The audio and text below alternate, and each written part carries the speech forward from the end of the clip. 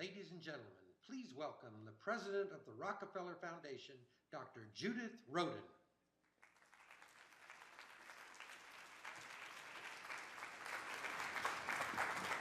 Thank you and welcome. It's great to see everyone here, a lot of energy. I hope you're feeling, we certainly felt it as we were coming in, and everyone had a chance to see some of the extraordinary inventions we'll be talking about today. And on behalf of all my colleagues at Rockefeller, I want to thank you for joining us at our second now annual Innovation Forum, the latest in a series of events we're hosting to celebrate our Centennial in 2013. It was nearly a century ago then, in 1913, when the Rockefeller Foundation first embarked on its bold mission to promote the well-being of mankind, then mankind, now humanity, throughout the world. Today, 99 years later, the world in which we live might certainly have been a rude awakening to John D. Rockefeller and his altruistic lieutenants who helped found the field of modern philanthropy. For one thing, they'd be stunned by the technology that has come to dominate our modern lives.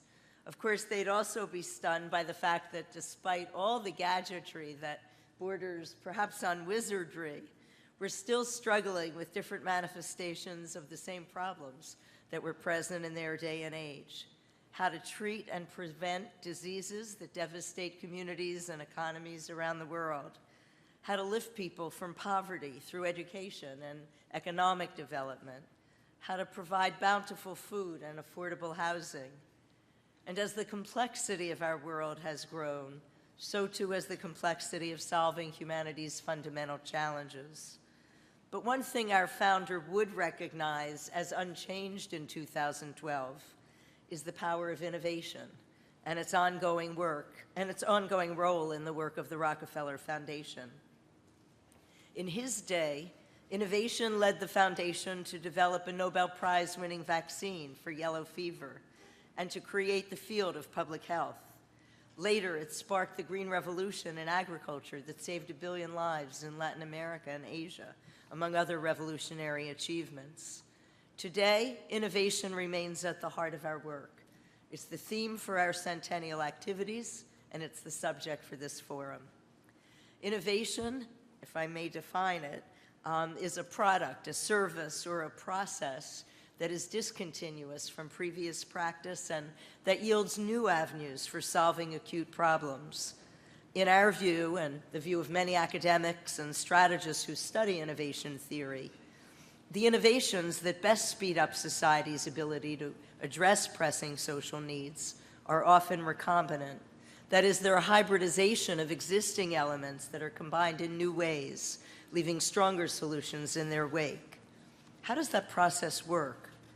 Innovation involves making new and unforeseen connections, sometimes between people and ideas. Therefore, we have this wonderful gathering of luminaries from diverse backgrounds.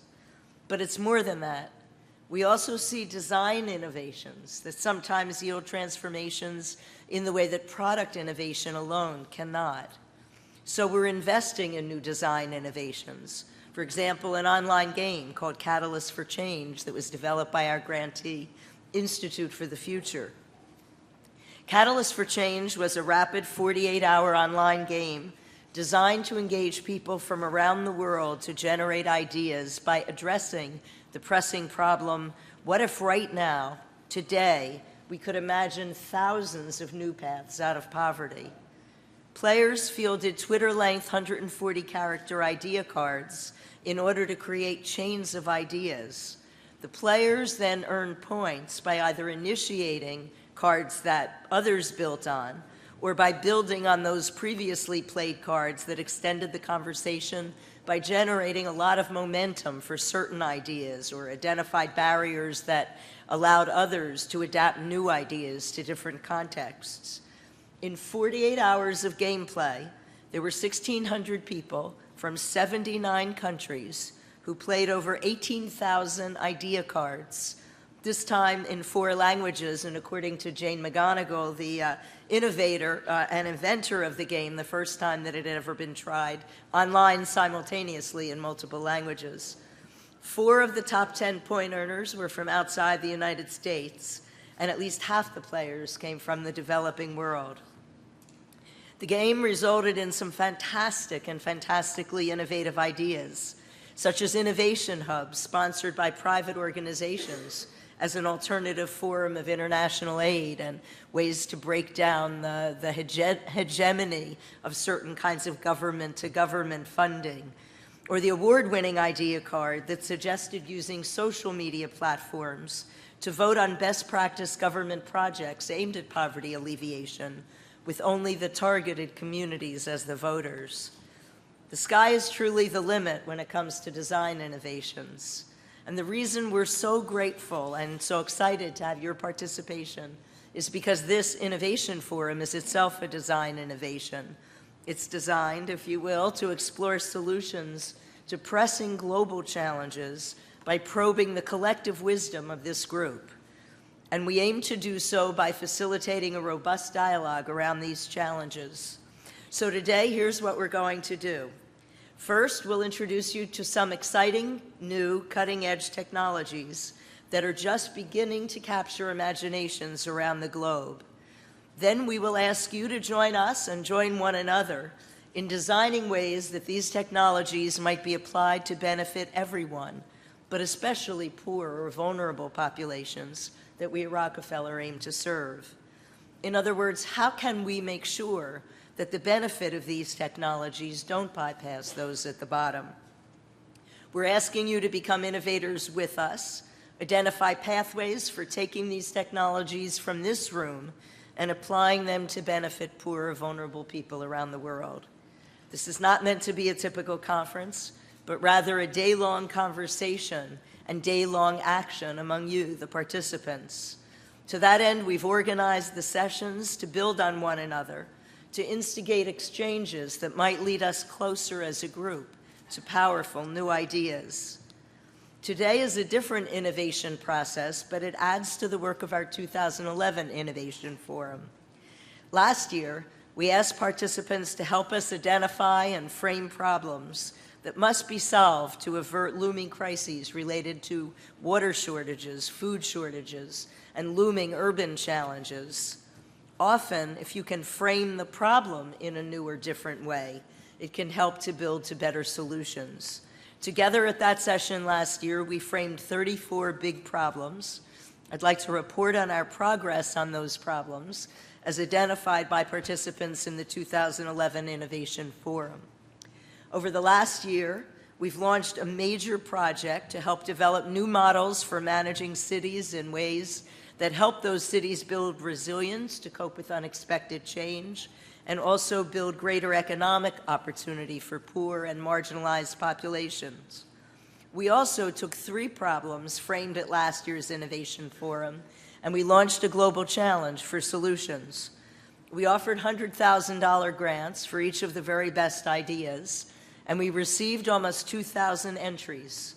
Throughout today's forum, you will see on screens around you the 8 ideas that we intend to fund from among the 15 finalists identified by an international panel of judges. Overall, that's more than $1 million in grants that attendees last year helped us to steer. And now it's your turn to do the same. We are living, after all, in a time of great dynamism with volatility and change and uncertainty perhaps everywhere we look. In the next 40 years, the planet is predicted to host 2 billion more people who will be more connected physically and technologically than ever before. When we look around, we all see the consequences of those shifts. Crises now ripple across systems and sectors and geographies, often outrunning our responses.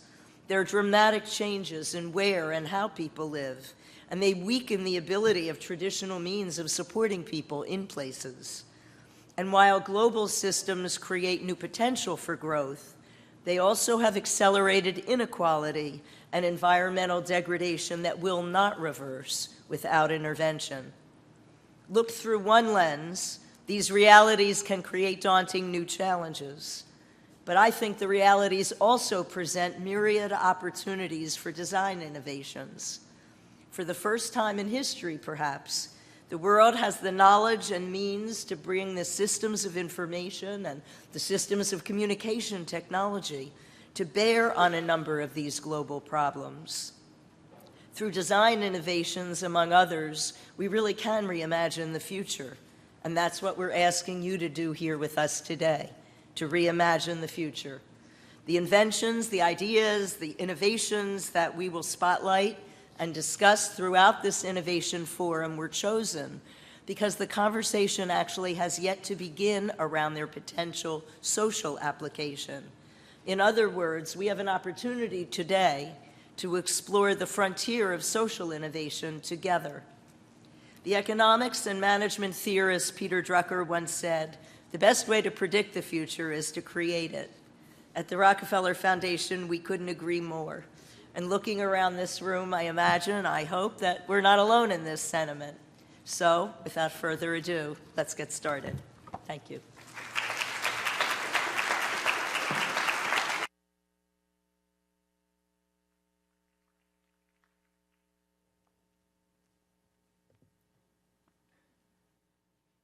Good afternoon.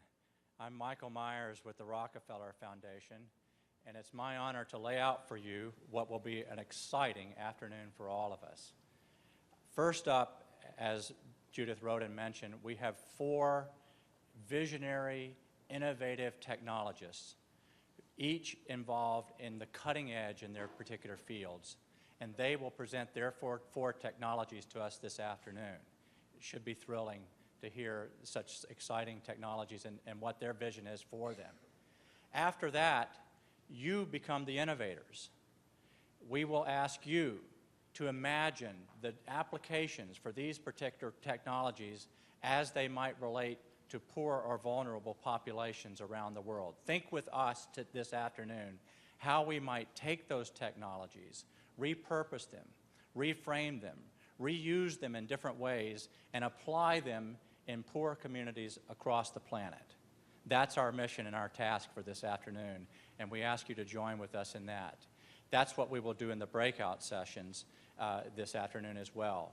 We will take your ideas and we will disseminate them around the world to wide audiences who will want to act on them, who will want to heed them, who will want to listen to them.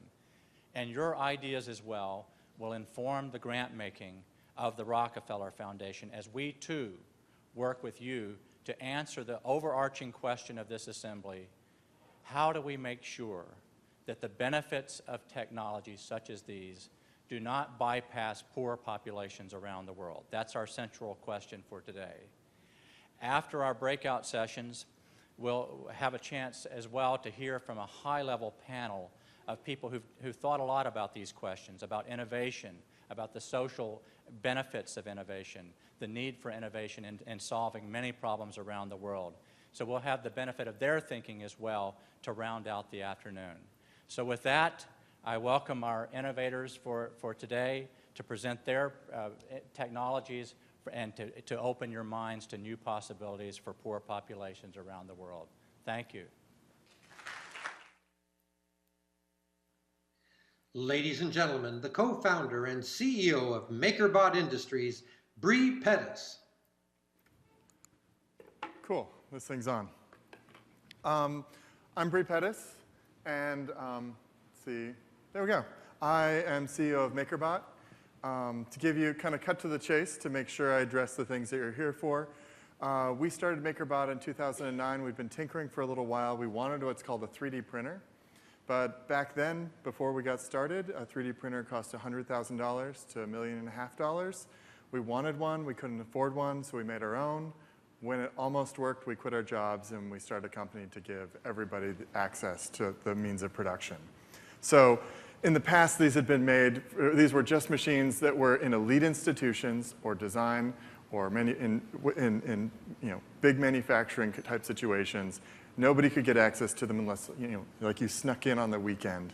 And we kind of blew it up by coming out with one that you can now buy for $2,000. So that might seem expensive, but when you look at it's 2% of the cost with 95% of the functionality, you start to think, okay, this gets interesting.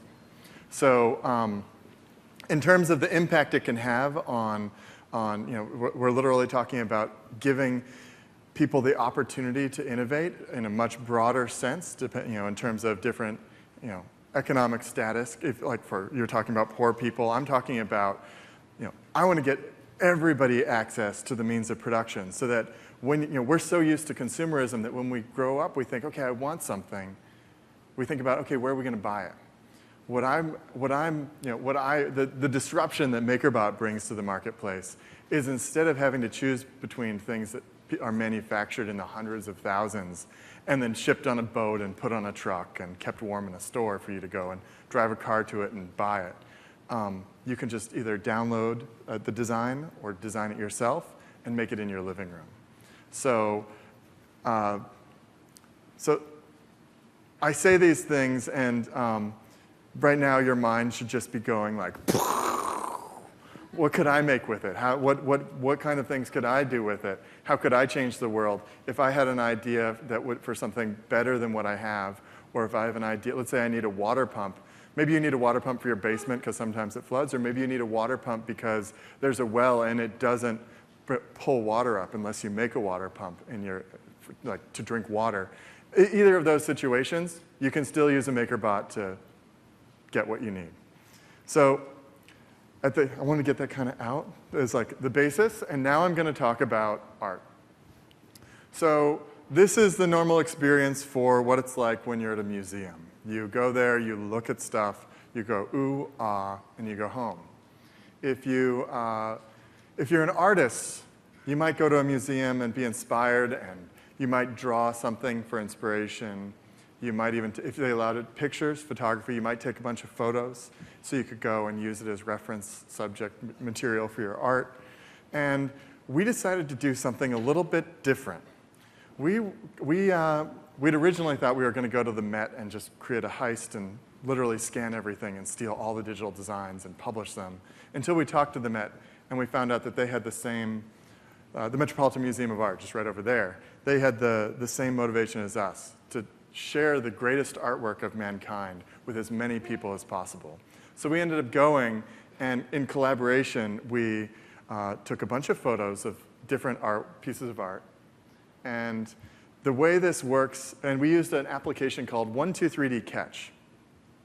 And the way this works is you take about 50 photos of a sculpture, or really anything. You could take a photo of do this with your sneakers, do this with, it'd have to be something still, so if you have a baby when they're sleeping, you could do this. Or maybe when your cat is sprawled out, you could do this. Or maybe you have a special object, or your parents have a special object that they've had for their whole life, and you can just make a copy of it. So what you do is you literally walk around it, and you could just take a lot of pictures, either with your mobile phone or a camera or your iPad or whatever, and then you upload it to a site where it uses a technology called photogrammetry to take all those pictures and make a 3D model. Then, and so this is Marsyas. It's a Greek dude who thought he could challenge Apollo to a music contest. And it's kind of a theme that you don't want to mortals. You just don't want to challenge the gods to contests, because even if you win, they're going to get you in the end. So this is he wins the contest but ends up losing his life, and this is his moment where he's like, no! And this is old art, and this is basically like pre-movies. People would look at this and be like, oh yeah, he got too bad for him. So this is a moment in kind of ancient storytelling history that's been remade, and then to be new and exciting when it came out, and now it's classic. So I thought this was pretty cool. So we took a bunch of pictures of it, digitized it, and then here's the 3D model on we have a site called Thingiverse where people share their digital designs. So if you innovate and you create a digital design, you can share it there. If it's artistic, great. If you make a new water pump or literally a better mousetrap, you can upload it there as well. And that way, when somebody needs a model of Marsyas or they need a better mousetrap, instead of designing it from scratch, they can either just use yours or take yours and build on it, make derivatives.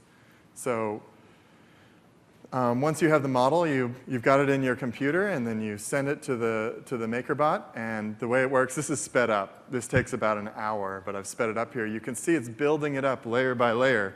And I've actually got the model here, and we can pass this around and just make sure that gets to me at the end, and we're all good to go.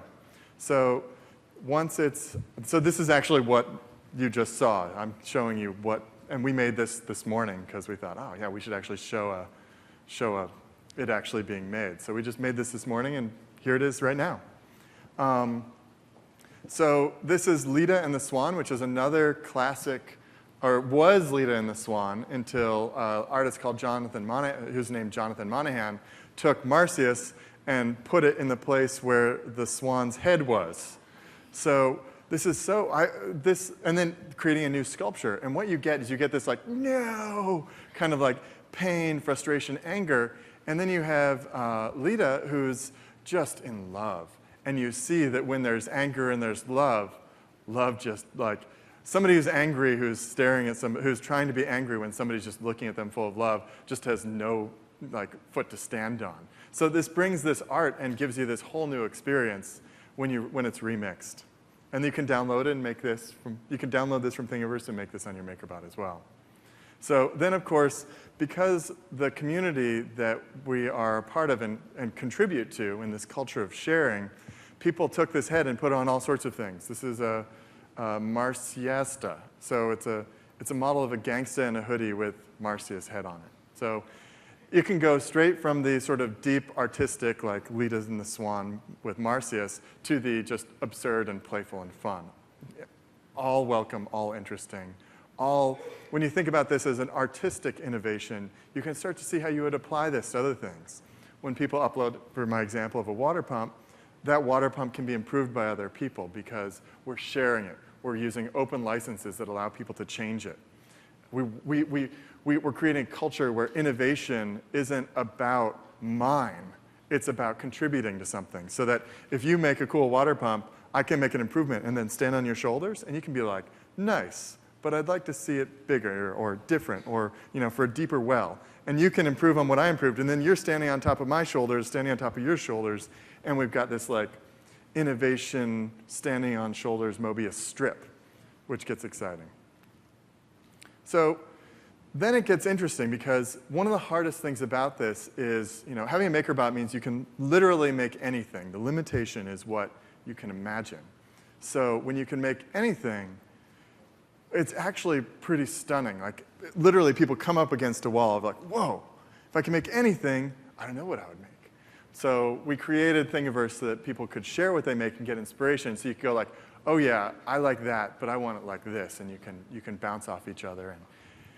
And sharing innovation means that more inspiration happens, which means more innovation happens.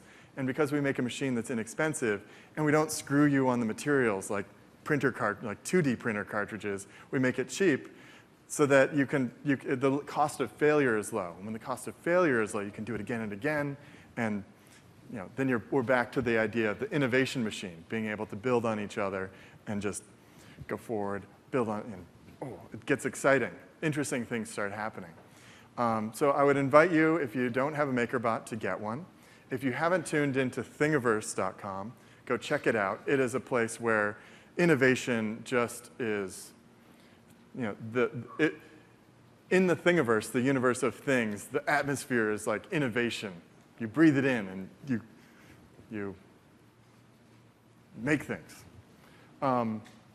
So if this is interesting, go ahead, take it back to your people. Be like, my mind was blown. This is an innovation machine. We have to get one and try this out to have this experience.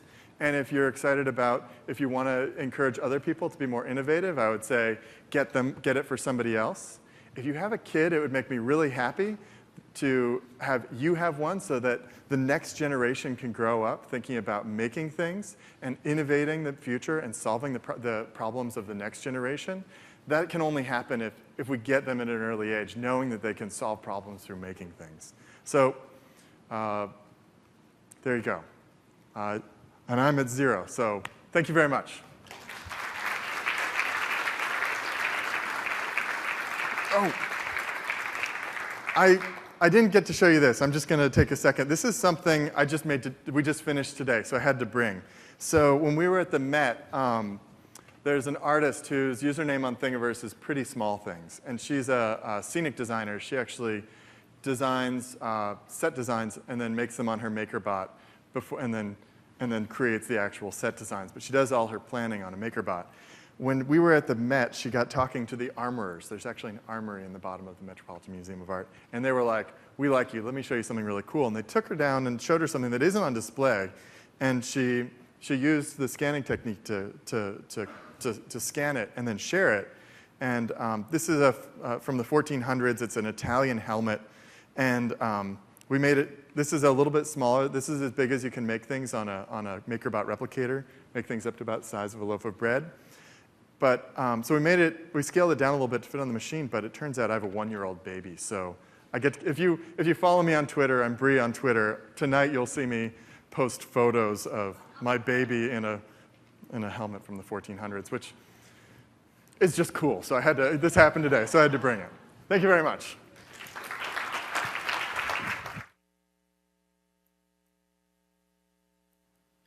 Ladies and gentlemen, please welcome Professor at Maastricht University, Mark Post.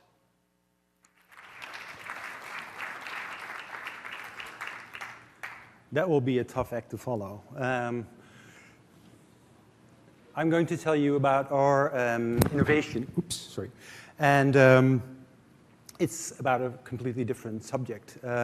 Crisis nowadays is a very sort of beloved word or feared, but I'm going to use it anyway because we are going to face a meat crisis, and not many people know of that. Currently, we are using about 70% of all our arable land to produce meat. And meat consumption is going to double in the next 30 to 40 years. That's according to the United Nations. And if that's going to double, you can easily do the math. We are not going to meet that demand. So we need to come up with alternatives for livestock meat production. The other issue that has sort of become known now is that our livestock is actually responsible for about 20% of our greenhouse gas emission. It's primarily methane. The rumenologists under you will find that this is not an accurate picture because they actually belch methane. They don't fart methane, but that's beside the point. The methane is coming out. That's the real thing. Also to reduce the ecological footprint of livestock, we need to rethink meat production. And of course, there are animal welfare issues, and there are now increasing sort of epidemics of zoonoses where diseases coming from intense herding of animals are transmitted to people and cause disease there. So how can you transform the meat industry? How can you make meat otherwise? And this is actually an old idea. In 1932, Winston Churchill, in his spare time that he was not concerned about Hitler, he wrote a book, Thoughts and Adventures, and there he said, you know, there's going to be a time where we're not going to grow an entire chicken just to eat the breast or a wing. We're going to find smarter ways to do this. So it's actually a very old idea, but because of the technology wasn't there yet.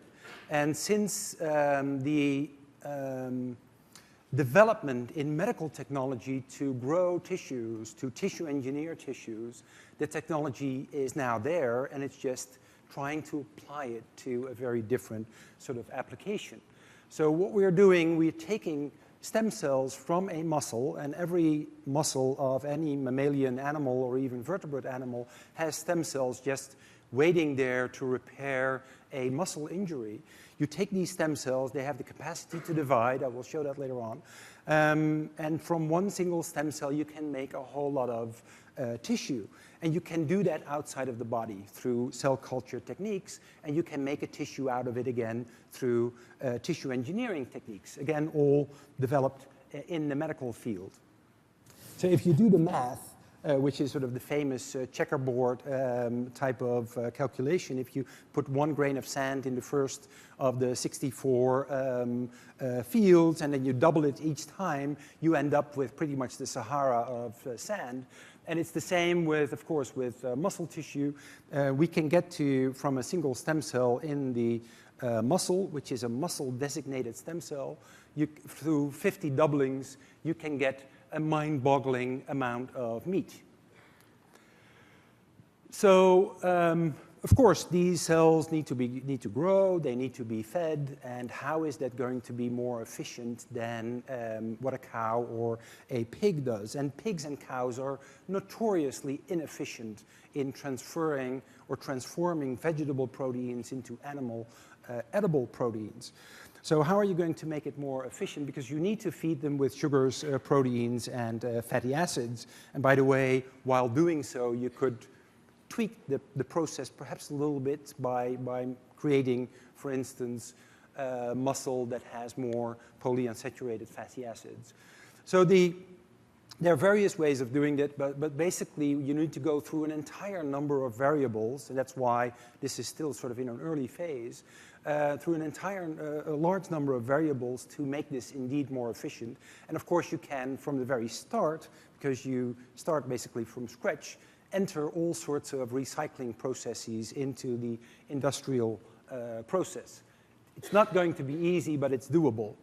Another thing is that you can combine photosynthetic means of growing or producing sugars and proteins, for instance, through algae, combine that with cell culture in one sort of factory, if you like, and then make it even more efficient. And we have already done tests with certain muscle stem cells with algae extracts, and they grow happily on it. Now, how do you make a tissue out of it, and how do you make it real meat? Meat is basically skeletal muscle, and there's a little bit of fat too. So if you grow enough of these muscle cells and you can beef them up with tissue engineering techniques, then you basically create meat. So one of the nice aspects of these cells is that they organize the tissue themselves. So if you put them in a gel, and here is a gel in a Petri dish, and the black lines are 2 silk wires that provide as the future tendons of the muscle. And if you put these cells in a gel like this, within 24 hours they will have produced a muscle in between those tendons. And they will start to develop tension, they will start to perform labor, they will start to contract even in the Petri dish, and then produce more and more protein. They're basically little protein factories. Of course, you can electrically enhance that, and we are doing that. It produces beautiful muscle. That's, you know, you would argue that's not energetically efficient, and it's not. So we're trying to steer away from it, but you can do it and basically create sort of a laboratory gym and make from a muscle like this a muscle like that. By the way, this is a Blanc Bleu Belge cow. I call it the Schwarzenegger cow. And it's, this is actually a bull, of course, you have noticed. This cow was bred in Belgium just after the World War, and it's a natural mutation in one of the genes that limits growth of muscle. So we are taking now also stem cells of these guys to see whether in our process that helps building even more muscle. Okay, so here you can see that it contracts. The tissue is actually alive, of course, until you harvest it. And by this contraction, it beefs up even more. This is how it currently looks like. It may not look like very appetizing, but I can assure you that under the microscope it looks like meat. Of course, we need other tissue other than the skeletal muscle. We may need fat tissue, we may need bone, we may need bone marrow even if you want to make a shank. And all this has been described in the medical field. So all these technologies are already there.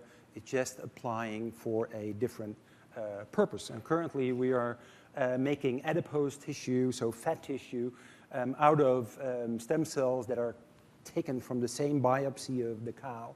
And here you see these cells busy loading up with fat to create a real sort of juicy type of muscle. Of course, why would you do this? Just a couple of numbers. You have seen that we are already using a lot of land to produce the meat. Every kilo of meat takes about 15,000 liters of water. So we're using lots of water too to produce the meat. And we have, or these people have estimated that with a couple of assumptions, of course, a lot of assumptions, and also with combining algae growth with muscle growth, you can reduce the amount of land and water and energy tremendously if you make this process efficient. Now, of course, the real question is, are people going to eat this? Because that's really required. And if you ask just in the streets of London, it has been done, would you consider eating meat made in a factory or in a laboratory? They will say no, of course. If you ask that on a university compound, half of the people still say no, and the other half say, well, it might be a good idea. But I want you to imagine that 20, 30 years from now, you're on the supermarket and you have these two products that look exactly the same, they taste the same. One has a guaranteed quality, is made in the lab, as you see with this Erlenmeyer. And the other has now become very, very expensive based on the supply and demand and the eco-tax. I have calculated, this is in euros, but by then the euro is much less, of course, than the dollar, that this will, by the kilo, will cost about 95 euros per kilo. So it will become very, very expensive. And there's an eco-tax, and there's a little label that, not with smoking, that smoking kills you, but that's for this product, animals have been killed. And then if it's the same and the other is so much cheaper, what are you going to choose? I think the answer will be fairly simple. So, of course, this work was done by a lot of people and support from philanthropy, for which we're very grateful. It has actually been surprisingly difficult to get funding for this type of work. I don't know exactly why. Maybe we have not been smart enough in selling this. But I think it's a very promising technology, and it's actually what I want to convey is that it's a necessity that we're going to change the way we produce meat. And with that, I will thank you, and looking forward to the discussion.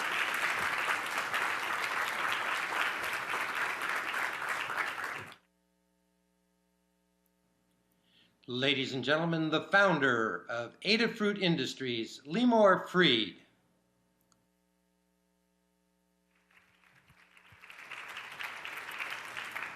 Hello there.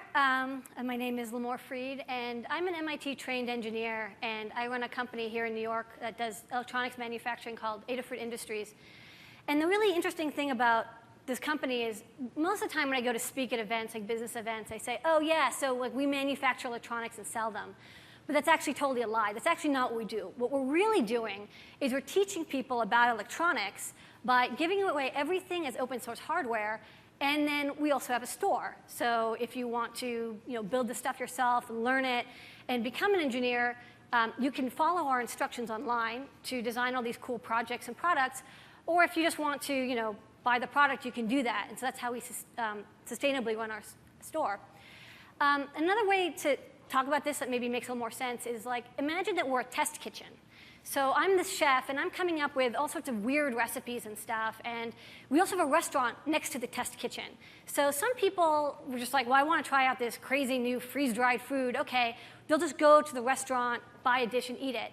But because we give away all of our recipes, and we have videos and techniques and tutorials and public cookbooks that we publish online, a lot of aspiring chefs end up coming to our website or going to our video show, and they're learning techniques, and they take them back to their restaurants, to their kitchens.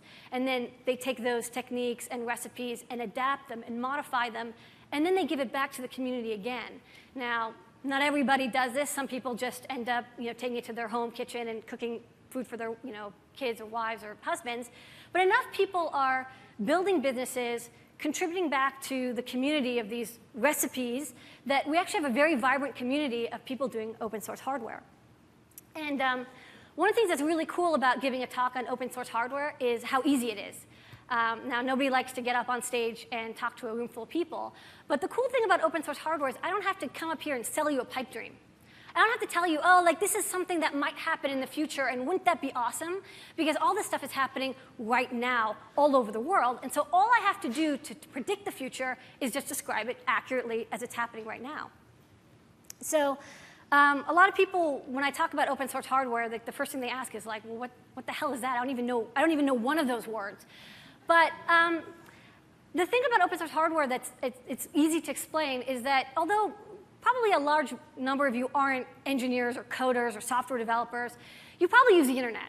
And the internet is based almost completely on open source software. So from Apache, which is the web server that serves up these pages, or Ruby and PHP, these open source programming languages that run the dynamic content, to MySQL, a database server that holds almost all the information that's on these open source websites built on open source software and running on open source Linux computers. So the good thing about open source software, which has been developed for 25 years, is because this software is free, both as speech, right? You can give it away, replicate it, adapt it, duplicate it, and free as in beer, that is, you don't have to pay for it. It's helped commodify the internet, that is, bring the price down so much that anyone here can get a free email account, a free website, a free blogging page. That's actually so cheap, it's basically free. And what I think is neat about open source hardware is what we're trying to do is take all this development that's happened in open source software that's helped basically democratize and commodify the internet and do that for hardware devices as well. So one of the things that's really helped in this is that in the last decade, something really cool has happened. Because everyone here has a cell phone, the cost of the components in cell phones has plummeted. So when I was in school, we used to play around with like really expensive sensors like accelerometers, compass modules, GPSs. This is military-grade hardware. It wasn't designed for cell phones, right? This stuff was designed for military use, industrial use. It was hundreds of dollars to get even the most basic sensor. But now it costs $1. It's in every Wii controller for video games. It's so cheap that it's basically commodified. And with that, we have all these engineers who, instead of just like doing their day job as electrical engineers, they then come home and they say, well, this stuff is so cheap, I want to just play with it. And so for the last decade, we've had all these electrical engineers playing around with hardware, doing it at home, and starting to take the philosophies of open source software, giving stuff away, documenting it, improving both in speech as in beer, free as in, and also improving it. To the point where, at first, a decade ago, it was something like, okay, I'm an electrical engineer, and I come home and I can, muck around with this stuff. To then, you're getting students getting involved in this stuff because the price has gotten low enough that they can do it for classes. And then finally, like, the artists got involved. And so now you've got artists using development platforms like Arduino to make interactive art. And before you know it, now it's high school kids, and then grade school kids. And so this technology is actually being pushed down farther and farther from used to be you had to have 4 years of differential equations to now we actually have magazines where this is a weekend project to do very complicated projects like building your own cell phone. So I think the philosophies of open source hardware is really powerful. And there's two really good things that you're probably thinking of right now. One is that the effect of open source hardware and giving away this information and disseminating it all over the world is that we're going to hopefully commodify more of this hardware, make it low cost, make it more available, make it so pretty much anyone can integrate these sensors and designs into low-cost hardware. There's something else interesting that's happening at the same time. Because we're doing open source licensing, that is, I can design something and give away the plans, I've separated the intellectual property side, patents, copyrights, and other intellectual property controls, from the manufacturing side. So I can design something and put it out there, and I don't necessarily have to worry about manufacturing. Somebody else who has a factory can come to me and say, hey, we really like your design for the solar charger that you have, or this power monitoring system like the Tweetawatt. And this did happen. We designed an open source power monitoring system for homes that uses Twitter to publish power usage. And all these companies came to us and said, hey, that's so cool that you gave it up for free because I have a company and I want to manufacture that, but I didn't want to have to pay an engineer. But you did it for free. So I'm just going to take your stuff and I'm going to manufacture it. And I was like, that's so cool. It's exactly what I want. Because by dividing the intellectual property from manufacturing, I no longer have to worry about finding a factory, finding somebody to manage the factory and manufacturing, somebody to do the tooling, somebody to do distribution. There are other people who are very interested in doing that work because they have companies and businesses that are in that market. So I want to actually bring up 3 really good examples that can get you thinking about what open source hardware is doing right now. Pardon me. The first example is actually what Brie Pettis was talking about, just 3D printers.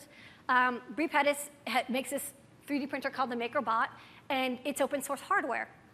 What happened is 5 years ago, a lot of people sort of all over the internet suddenly decided, like, hey, we want to make low-cost 3D printers. Take something that was $100,000 and bring it down to $1,000 levels.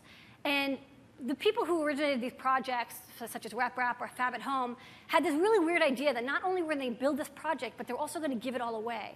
And they're going to give it out away under licenses that allowed anyone to modify, adapt, redistribute, manufacture. And so now, from 1 or 2 projects, we have like a tree of 100 different types of 3D printers. And, some of them only one person built, and some of them are like MakerBot, where there's thousands of them.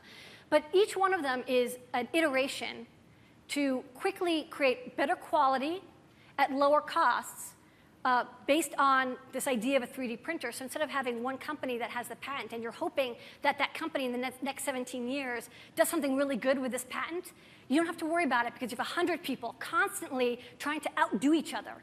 This is what I call the skateboarding culture of open source hardware. The next example that I really like is a project called the Global Village Construction Set.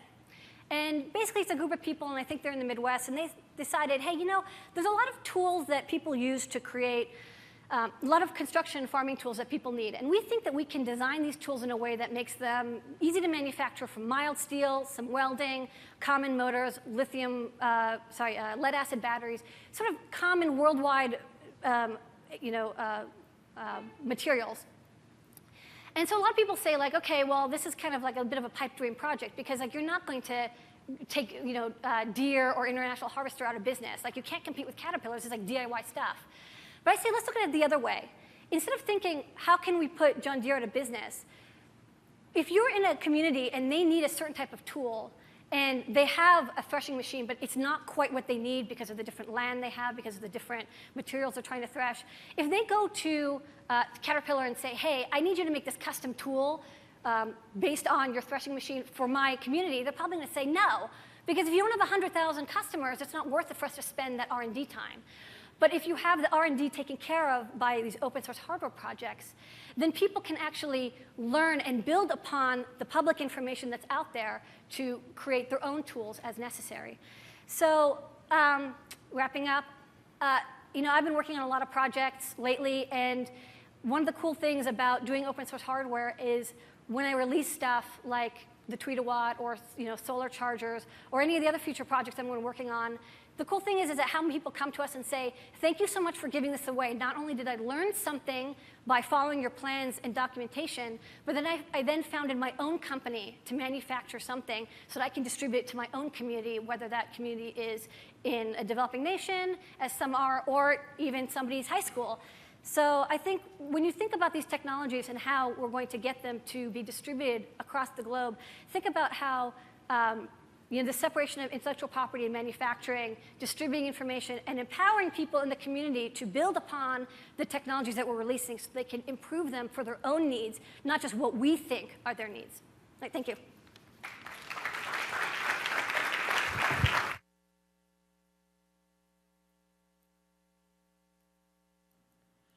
Ladies and gentlemen, the director of the MIT Sensible City Laboratory, Carlo Ratti. Hello. Hello. Good afternoon, everybody. Great pleasure to be here. Can we have the slides, please? I'm going to share with you something about what we are doing with cities and how technology, we believe, is radically changing and transforming cities. Now, to tell you what's happening, I wanted to start with a metaphor. Now, I'm Italian. Everybody in Italy grows up with a picture like this in their bedroom. But the reason I'm showing you this is that actually something very interesting happened in Formula One over the past 10, 15 years. Now, 10, 15 years ago, if you wanted to win a Formula One race, you needed a good car, and a good driver.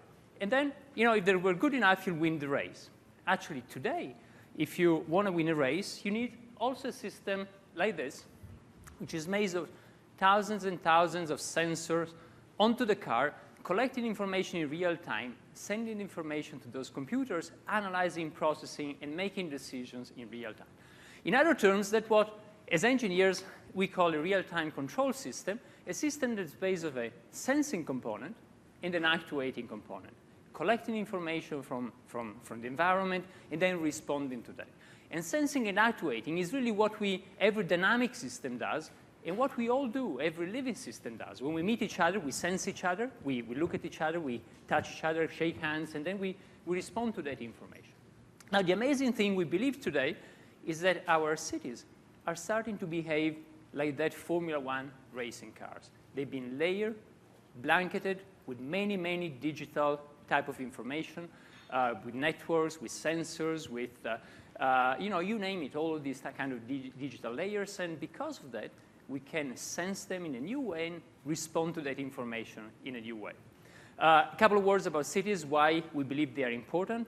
2, 50, 75, and 80. Cities are 2% of the surface of the planet, but 50% of the population, 75% of energy consumption, 80% of CO2 emissions. So if we can do something to make them more efficient, that can be a big deal. And all of this, where is all of this going actually? Is almost making every atom out there, the physical world, both a sensor and an actuator. There was an exhibition at MoMA, the Museum of Modern Art, recently here in New York. We were part of that, called Talk to Me. And we believe that because of this, our cities are starting to talk back to us, to respond to us, thanks to all of this sensing and actuating. Almost like the old dream of Michelangelo. When he sculpted the Moses, so the story goes, he took a hammer, he threw the hammer at the Moses, there's still a little chip there underneath, and then he shouted, "Perché non parli? Why don't you speak?" And today, things, for the first time, are starting to speak back to us. Our buildings, our homes, our cities. So just a couple of examples from sensing and actuation, and then I'll tell you where we see this actually leading. In terms of sensing, what we can do today, here is an example. If you take this computer, you know everything about this computer. All the chips, you know where they were coming from and how they became that computer. But a few years from now, when you stop using it, sometimes that computer will end up like this. So our idea was, what if we actually develop a little chip? Exactly in the same way as we heard before about how today you can actually build your own cell phone in an easy way thanks to open source. Well, we had to design this almost like a miniature cell phone and then use this to actually follow trash. What you see here is the first deployment we did in Seattle. 500 people, 3,000 tags.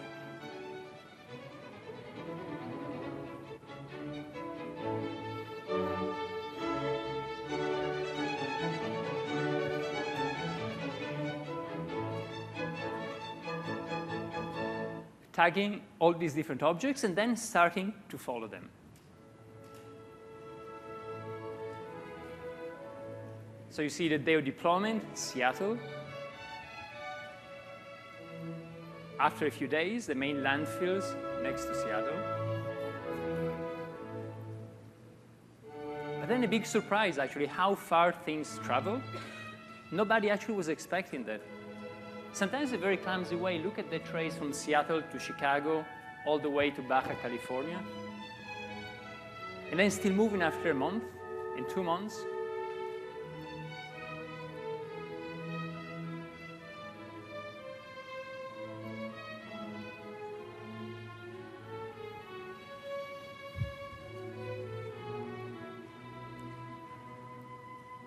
we thought the Fireworks Symphony was the music we needed.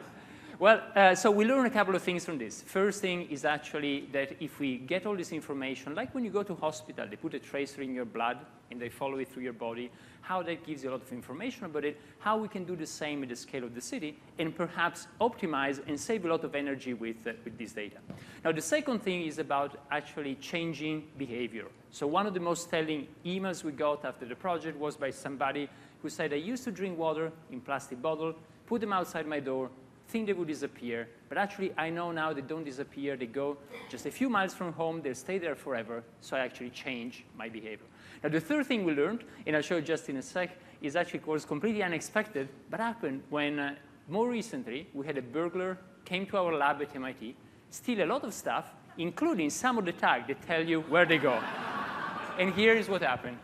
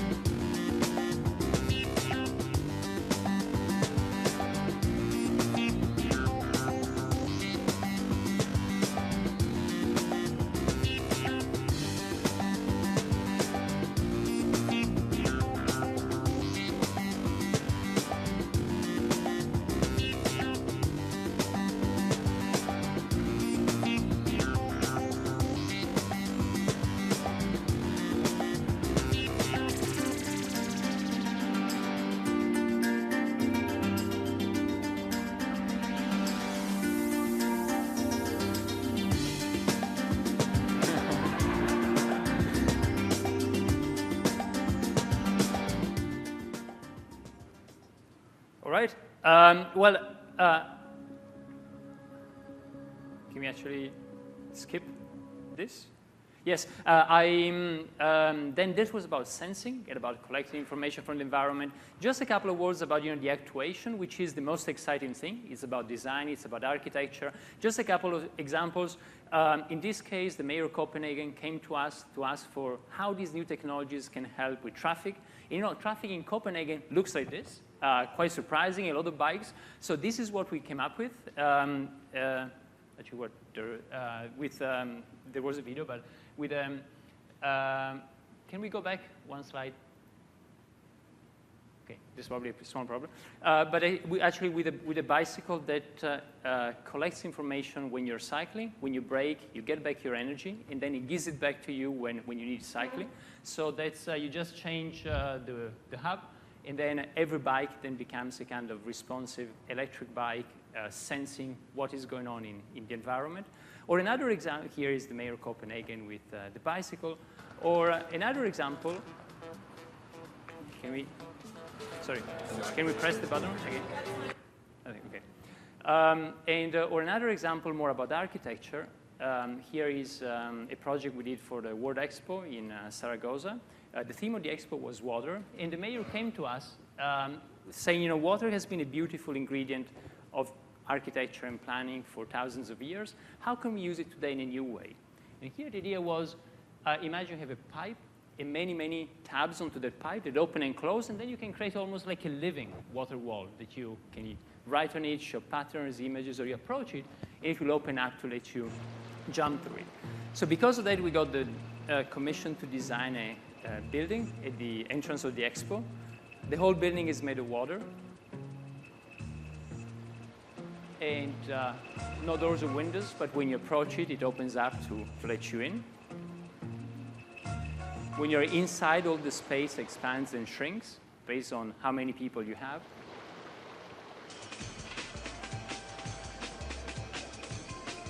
The roof is also covered with a thin layer of water. Then if there is too much wind, actually you can lower the roof to minimize splashing. Or, you know, at the end of the day, you can actually close the building and the whole architecture disappears. Hopefully without anybody underneath. And here you can see the building before the opening. This guy was very, very puzzled. You can see his face. Here you can see the digital pixels and the physical pixels combined with projection on. This was myself trying not to get wet. And I'll tell you now what happened one night when actually all of the sensors stopped working. You know, they're all connected to a computer. The computer crashed. So we were terrified because the building would do its own crazy things, but don't respond anymore to people. But actually, that night was one of the most fun nights because the way to interact with the building became something else, like this.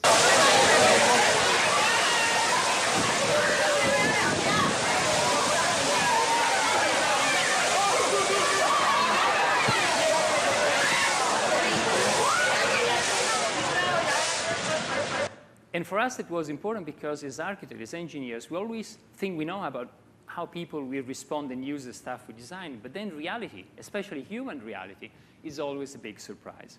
And in the last minute I have, I wanted to share with you, so these were two examples very fast of sensing, how we can collect information from environment, from our cities, and actuating how we can respond to that, and how this can really open a new world of architecture and design.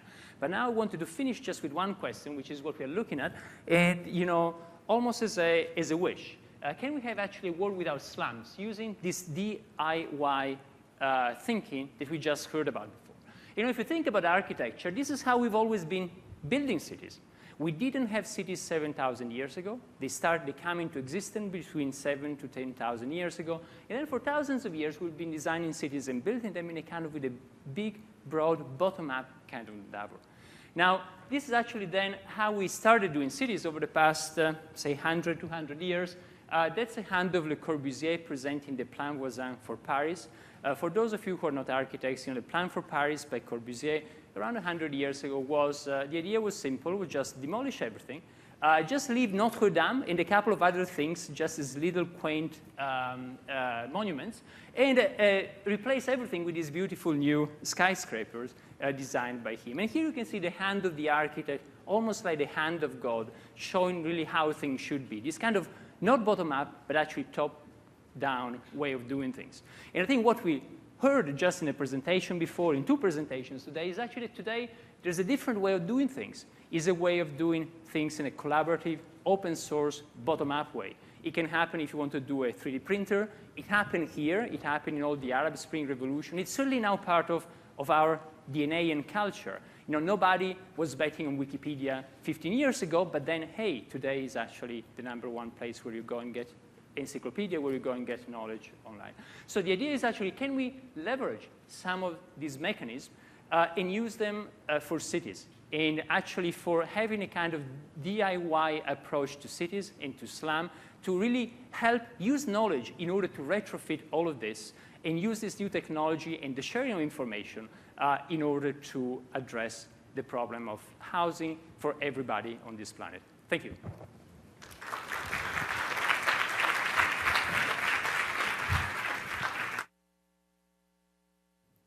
Wasn't that amazing? And all the presentations today. Let's give another round of applause for our four presenters.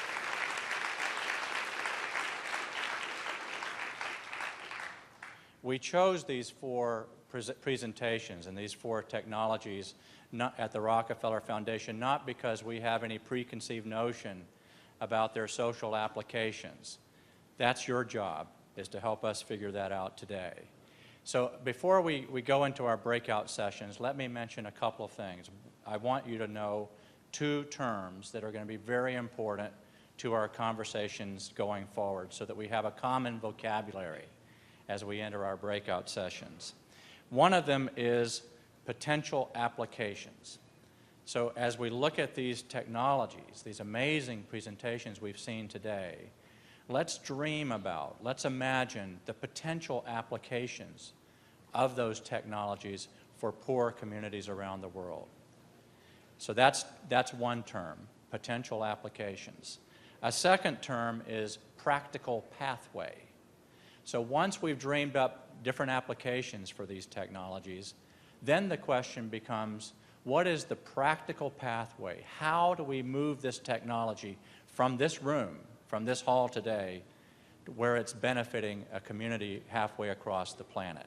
So that's our challenge, those two things, to come up dream up the potential applications, and then design the potential pathways by which those applications can be used.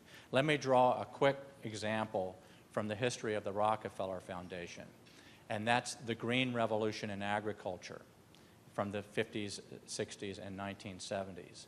In that particular instance, the potential application was taking hybrid seed technologies and thinking of different strains of wheat and rice that were more productive, that could be used in places such as Mexico, India, and other parts of the world where the Green Revolution took hold. That was the potential application of that hybrid technology. But then the task was to figure out, well, what's the practical pathway for taking these new strains of wheat or a new strain of rice and applying it in a community in Southern Asia?